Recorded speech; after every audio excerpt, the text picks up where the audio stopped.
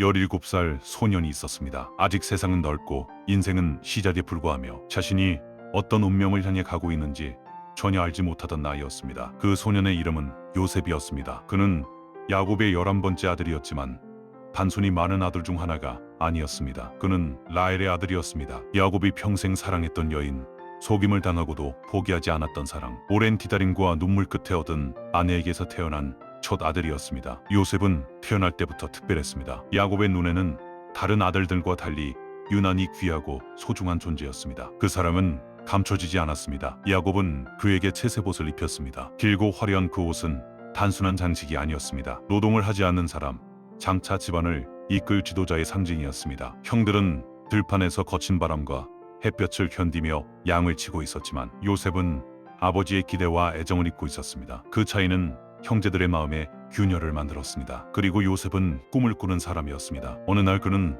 밭에서 곡식단을 묶고 있었는데 형들의 단이 그의 단을 둘러싸고 절하는 꿈을 꾸었습니다. 또 다른 날에는 해와 달과 11별이 그에게 절하는 꿈을 꾸었습니다. 그는 그 꿈을 숨기지 않았습니다. 형들에게 말했고 아버지에게도 말했습니다. 그 순간부터 형제들의 마음은 더욱 굳어졌습니다. 네가 정말 우리를 다스리겠다는 것이냐? 그 질문 속에는 이미 질투와 분노가 담겨 있었습니다. 성경은 말합니다. 그들이 그를 더욱 미워하였더라. 미움은 조용히 쌓입니다. 그리고 기회를 만나면 행동으로 변합니다. 형들이 세겜에서 양을 치고 있을 때 야곱은 요셉을 보냈습니다. 형들의 안부를 보고 오라. 요셉은 아무 의심 없이 길을 떠났습니다. 그는 형들을 찾아 들판을 헤매었습니다. 멀리서 그를 발견한 형들이 말했습니다. 꿈꾸는 자가 오는도다. 그 말은 조롱이었고 동시에 결단의 신호였습니다. 그들은 그를 죽이기로 모의했습니다. 르우벤이 말려 대신 깊은 구덩이에 던졌습니다. 차갑고 마른 구덩이 속으로 17살 소년이 떨어졌습니다. 그는 위를 올려다보았을 것입니다. 형들의 얼굴을 보며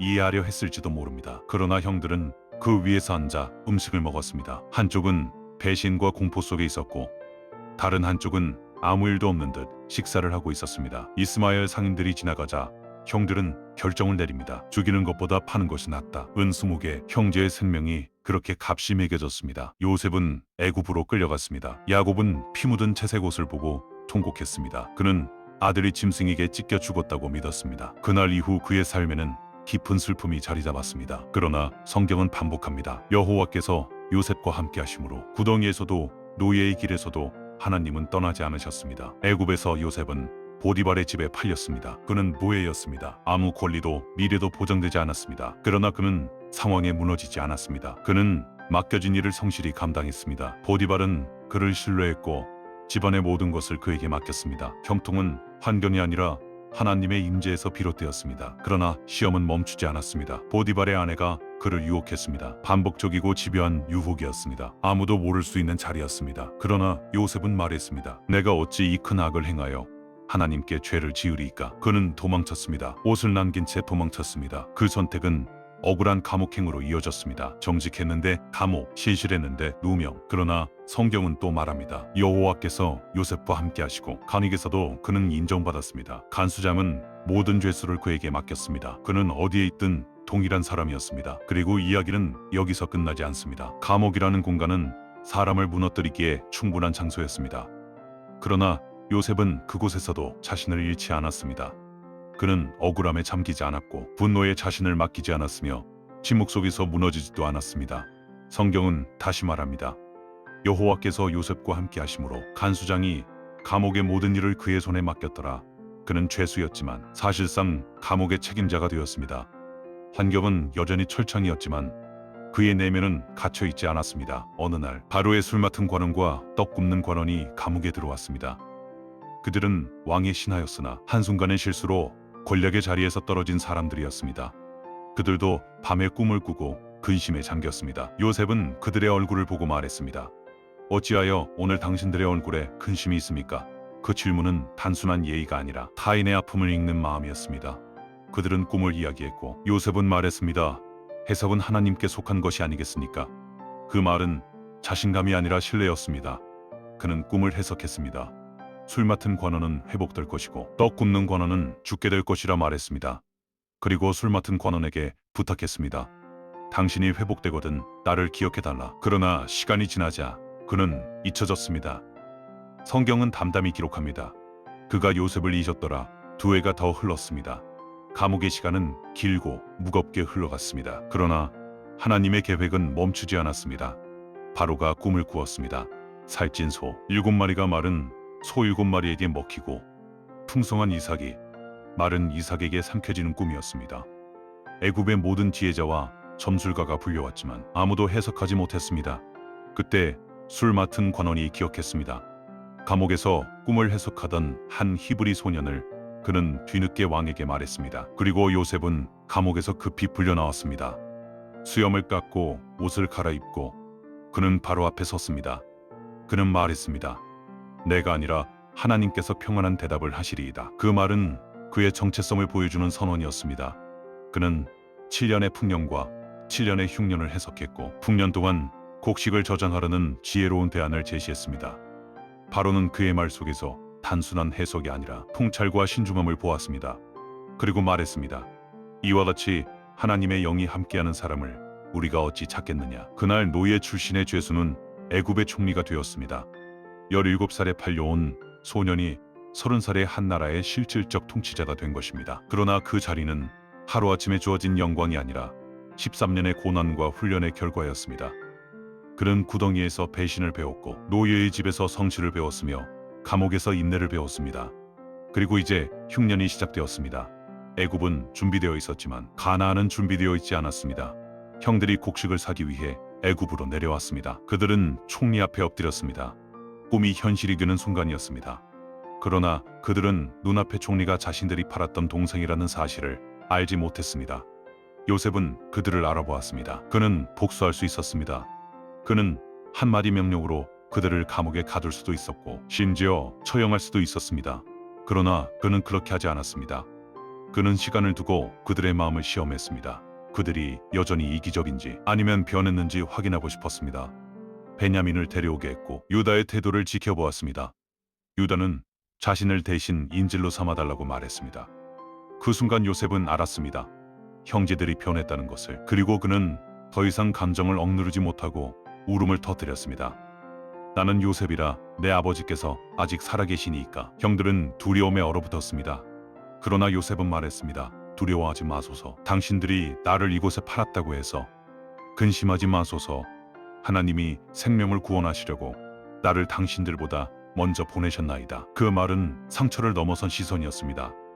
그는 과거를 원망의 이야기로 남기지 않았습니다. 그는 그 모든 시간을 하나님의 섭리로 재해석했습니다. 사람은 악을 계획했지만 하나님은 선을 이루셨습니다. 그리고 그는 선언했습니다. 당신들은 나를 해하려 하였으나 하나님은 그것을 선으로 바꾸사 오늘과 같이 많은 백성의 생명을 구원하게 하시려 하셨나니. 그의 고난은 개인적 불행이 아니라 민족을 살리는 통로가 되었습니다. 그는 형들을 용서했고 가족을 애굽으로 이주시켰으며 야곱은 죽기 전에 다시 아들을 안을 수 있었습니다. 구덩이는 끝이 아니었고 감옥은 실패가 아니었으며 잊혀진 시간은 낭비가 아니었습니다. 그 모든 시간은 하나님의 큰 그림 속에서 의미를 가지고 있었습니다. 이것이 요셉입니다. 배신당했지만 무너지지 않은 사람, 억울했지만 쓰러지지 않은 사람, 권력을 가졌지만 복수하지 않은 사람, 그리고 그의 인생을 꿰뚫는 한 문장. 하나님은 선으로 바꾸셨다. 그의 이야기는 단순한 반전이 아니라 신뢰의 이야기이며 오늘 우리의 구덩이와 감옥과 기다림의 시간 속에서도 하나님이 여전히 일하고 계신다는 증거입니다. 야곱과 그의 가족이 애굽으로 내려오면서 이야기는 또 다른 전환점을 맞이합니다. 기근은 여전히 심각했고 땀은 메말랐으며 사람들은 생존을 위해 이동하고 있었습니다. 그러나 애굽에는 저장된 곡식이 있었고 그 배후에는 요셉이 있었습니다. 그는 단순히 곡식을 관리하는 행정가가 아니었습니다. 그는 위기 속에서 질서를 세우는 지도자였고 절망 속에서 길을 제시하는 사람이었습니다. 흉년은 7년 동안 계속되었고 애굽 사람들은 점점 더 절박해졌습니다. 그들은 돈을 바쳤고 돈이 떨어지자 가축을 바쳤고 가축이 사라지자 토지를 바쳤습니다.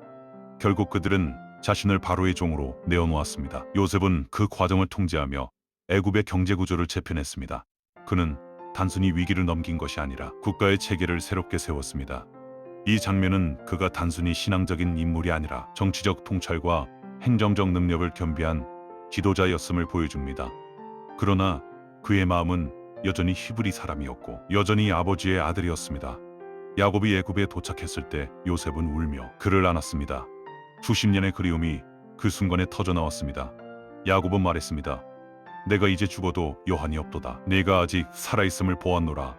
그 장면은 구덩이에서 시작된 고통이 회복으로 이어지는 순간이었습니다.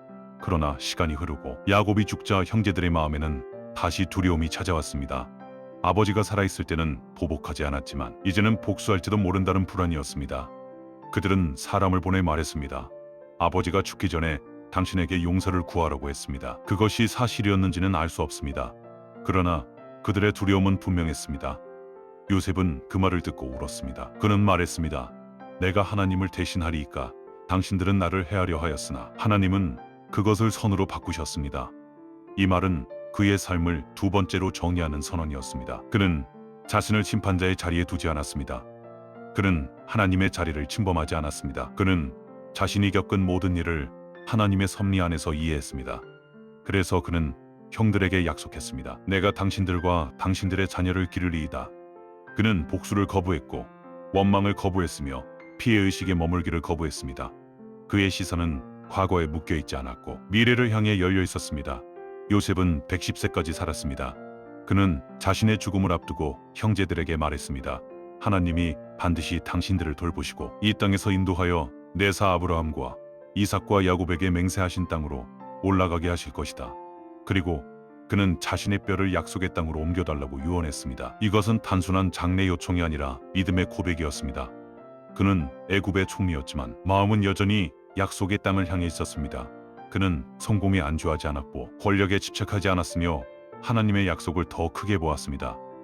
그의 인생은 상승 곡선이 아니라 하나님의 계획을 따라 움직이는 여정이었습니다. 구덩이는 출발점이었고 감옥은 준비의 시간이며 총리의 자리는 사명의 자리였습니다. 그는 자신이 왜 그 자리에 있는지를 이해했습니다. 그는 생명을 살리기 위해 그 자리에 있었습니다. 그래서 그의 고난은 낭비되지 않았습니다. 그의 눈물은 헛되지 않았고 그의 기다림은 무의미하지 않았습니다. 요셉의 이야기는 단순히 한 사람의 성공기가 아닙니다. 그것은 하나님이 어떻게 인간의 악과 실수를 사용하여 더 큰 선을 이루시는지를 보여주는 살아있는 증거입니다. 사람의 계산은 짧았지만 하나님의 계획은 길었습니다. 형제들의 선택은 배신이었지만 하나님의 목적은 구원이었습니다. 그리고 결국 요셉은 말할 수 있었습니다. 하나님은 선으로 바꾸셨다. 이 고백은 과거를 덮는 말이 아니라 과거를 새롭게 해석하는 말이었습니다. 그것은 상처를 부정하는 말이 아니라 상처를 통과한 사람의 선언이었습니다. 요셉은 고난을 미워하지 않았지만 고난을 통해 하나님의 손을 보았습니다. 그는 상황이 아니라 하나님을 기준으로 자신을 이해했습니다. 그래서 그는 무너지지 않았고 부서지지 않았으며 복수하지 않았습니다. 그의 삶은 우리에게 질문을 던집니다. 지금 당신의 구덩이는 무엇입니까? 당신의 감옥은 어디입니까? 당신이 잊혀졌다고 느끼는 시간은 얼마나 되었습니까? 요셉의 이야기는 말합니다. 하나님은 여전히 함께 하십니다. 구덩이에서도 감옥에서도 침묵 속에서도 하나님은 일하십니다. 그리고 때가 되면 당신의 이야기도 선으로 바꾸실 것입니다. 이것이 요셉입니다. 형들에게 팔린 소년 감옥에 갇힌 죄수, 애굽의 총리, 그러나 무엇보다 하나님의 섭리를 신뢰한 사람, 그리고 그의 인생을 관통하는 마지막 고백. 하나님은 선으로 바꾸셨다. 그러나 요셉의 이야기를 여기서 멈춘다면 우리는 그 깊이를 다 보지 못하는 것입니다. 그의 인생은 단순히 개인의 성공이나 가족의 화해로 끝나는 이야기가 아닙니다. 그것은 구속사의 흐름 속에 놓여있는 한 장면이기 때문입니다. 요셉이 애굽에 내려간 사건은 단순한 배신의 결과가 아니라 훗날 이스라엘 민족이 애굽에서 번성하고 또 그곳에서 출애굽하게 되는 역사적 배경이 됩니다.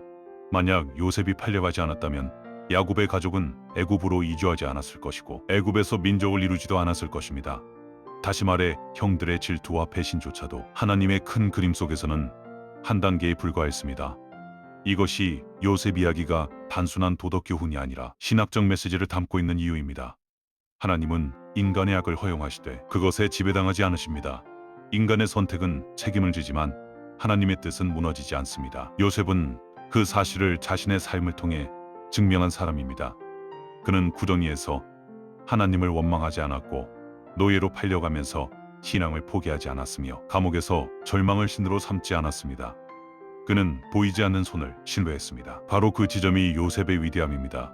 그는 상황이 좋아졌기 때문에 하나님을 믿은 것이 아니라 상황이 나빠져도 하나님을 놓지 않았습니다. 그의 신앙은 환경 의존적이지 않았습니다. 형통할 때도 하나님을 말했고 억울할 때도 하나님을 말했습니다. 바로 앞에서도 그는 말했습니다. 해석은 하나님께 속하였습니다. 권력을 잡은 후에도 그는 자신을 하나님의 자리에 두지 않았습니다. 내가 하나님을 대신하리이까. 이 한 문장은 그의 겸손과 신학을 동시에 보여줍니다. 그는 복수할 수 있는 위치에 있었지만 심판자가 되지 않았습니다. 그는 권력을 가졌지만 권력을 절대화하지 않았습니다. 그는 성공했지만 성공에 취하지 않았습니다.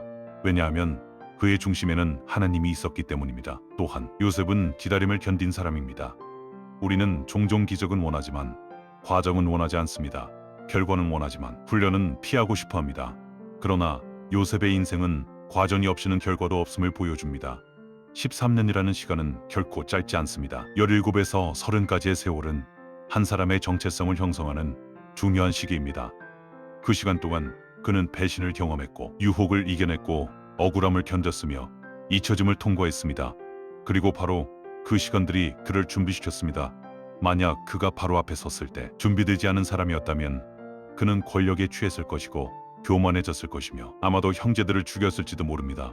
그러나 그는 준비된 사람이었습니다. 그래서 그는 해석만 한 것이 아니라 정책을 제안했고 단순히 문제를 설명한 것이 아니라 해결책을 제시했습니다.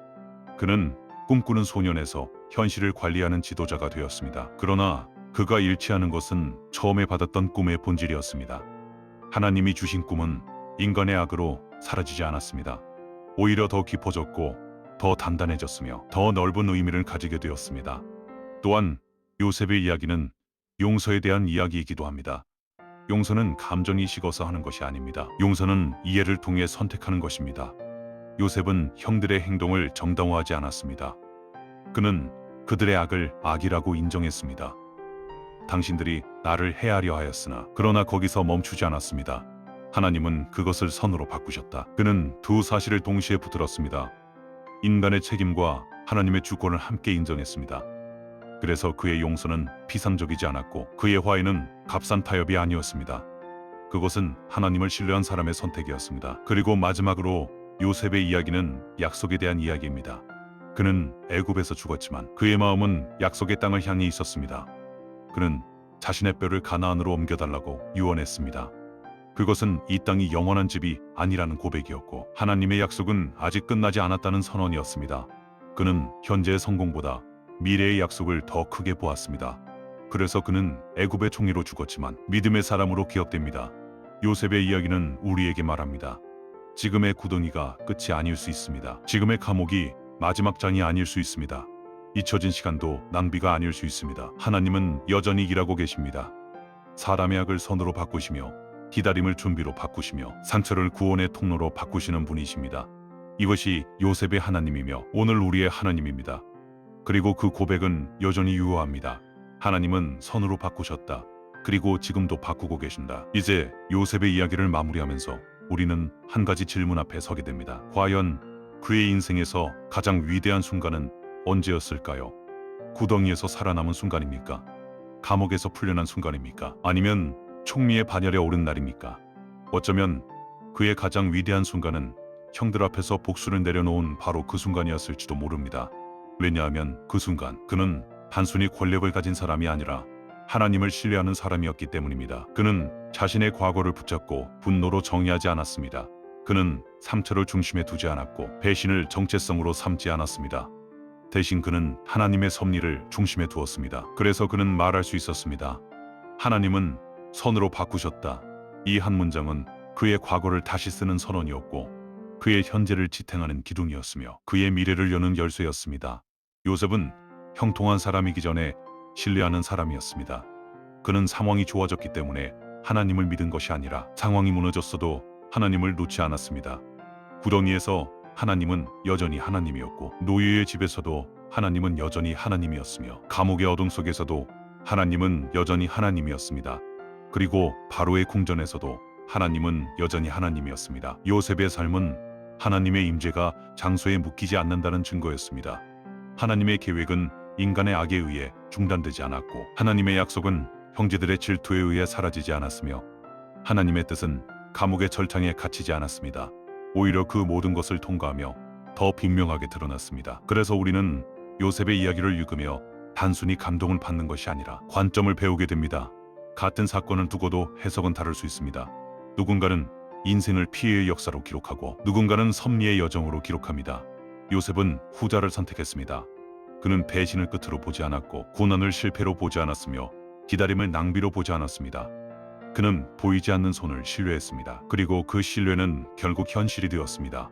그의 고난은 민족을 살렸고 그의 눈물은 역사를 바꾸었으며 그의 기다림은 약속을 이루는 통로가 되었습니다. 그러므로 요셉의 이야기는 단지 과거의 기록이 아닙니다. 그것은 오늘을 사는 우리에게 던지는 질문입니다. 당신은 지금 어떤 장면에 서 있습니까? 구덩이입니까? 노예의 자리입니까?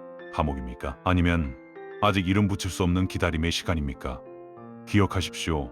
요셉의 하나님은 여전히 일하고 계십니다. 침묵 속에서도 준비하시고 보이지 않는 곳에서도 계획하시며 인간의 악과 실수마저도 선으로 엮어가시는 분이십니다.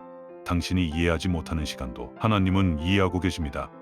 당신이 억울해하는 장면도 하나님은 보고 계십니다. 그리고 때가 되면 당신의 이야기 또한 다른 시선으로 해석될 것입니다. 요셉이 마지막에 남긴 믿음의 고백처럼 당신도 언젠가 말하게 될 것입니다. 하나님은 선으로 바꾸셨다. 이것이 요셉의 인생이며 이것이 하나님의 방식입니다. 끝이 아닌 과정, 배신이 아닌 준비, 고난이 아닌 섭리, 그리고 결국 생명을 살리는 이야기, 이것이 요셉입니다. 그리고 그의 이야기는 아직도 우리 안에서 계속되고 있습니다.